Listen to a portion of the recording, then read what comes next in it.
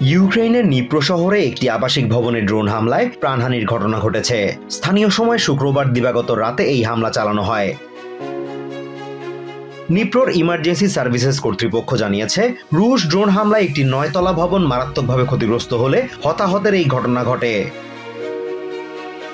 ইউক্রেনের emergency services কর্তৃপক্ষ জানিয়েছে, এ রাতে ইউক্রেন লক্ষ্য করে অন্তত 458টি ড্রোন এবং 32টি ব্যালিস্টিক মিসাইল সহ মোট 45টি মিসাইল ছোড়ে মস্কো।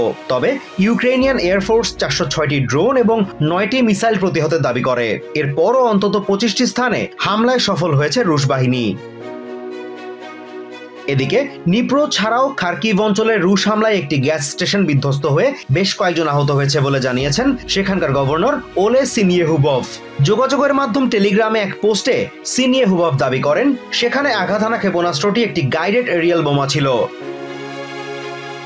রুশ হামলার পরপরই ইউক্রেনের বেশ কয়েকটি অঞ্চলের বিদ্যুৎ সরবরাহ বন্ধ করে দেওয়া হয়। সামাজিক মাধ্যম ফেসবুকে এক পোস্টে বিষয়টি নিশ্চিত করেছেন দেশটির জ্বালানি বিষয়ক মন্ত্রী এসভিতলানা গ্রিনচুক। যুদ্ধের প্রায় 4 বছর পরে এসে রাশিয়া প্রতিদিনই ইউক্রেনের বিভিন্ন অঞ্চলে শক্তিশালী ড্রোন ও ক্ষেপণাস্ত্র হামলা অব্যাহত রেখেছে। এতে বেসামরিক নাগরিকদের প্রাণহানির ঘটনা ঘটছে অহরহ।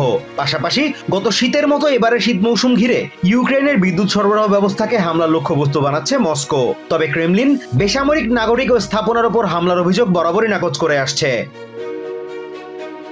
এরই মধ্যে প্রায় প্রতিদিনই ইউক্রেনের নতুন নতুন অঞ্চল দখলের দাবি করছেন রুশ প্রেসিডেন্ট ভ্লাদিমির পুতিন। পাশাপাশি রাশিয়ার সামরিক বাহিনীর পক্ষ থেকেও ইউক্রেনের 116,000 বর্গমাইল এলাকা নিজেদের দখলে নেওয়ার দাবি করা হচ্ছে, যা দেশটির মোট আয়তনের 19%। অন্যদিকে ইউক্রেনের প্রেসিডেন্ট ভলোদিমির জেলেনস্কি মিত্রদের প্রতি বারবারই রাশিয়ার উপর চাপ বাড়িয়ে শান্তি আলোচনায় বসতে বাধ্য করার আহ্বান জানিয়ে আসছেন। বিশেষ করে রাশিয়ার তেল রপ্তানির উপর কঠোর নিষেধাজ্ঞা আরোপের অনুরোধ করছেন তিনি। Azimur Rashid Kanak, TVN 24 news desk. New York থেকে সম্প্রচারিত টিভিএন 24 টেলিভিশন বিশ্বজুড়ে বাঙালির কণ্ঠস্বর।